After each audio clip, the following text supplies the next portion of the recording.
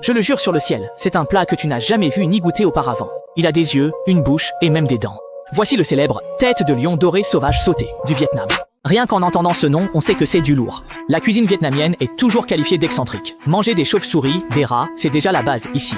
Mais cette fois-ci, manger une tête de lion doré sauvage, c'est vraiment du jamais vu. Ce gage-là avait rendez-vous avec sa copine pour jouer aux cartes dans la forêt. En attendant, il a entendu un cri étrange, ce qui l'a tellement effrayé qu'il a failli se faire dessus, et sans réfléchir, il s'est précipité chez lui.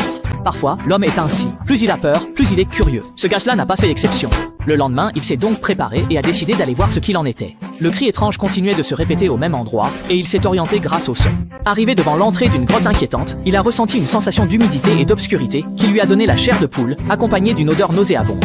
Il a cherché dans cette zone pendant 2 jours et 2 nuits, et alors qu'il s'apprêtait à rentrer chez lui pour retrouver sa mère, il a découvert une créature étrange dans une fissure rocheuse bien cachée.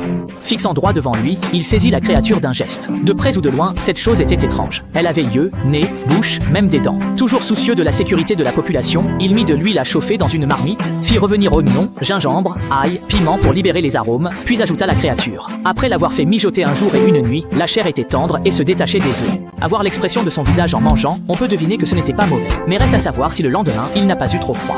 Alors, toi qui es devant ton écran, sais-tu de quel aliment il s'agit ?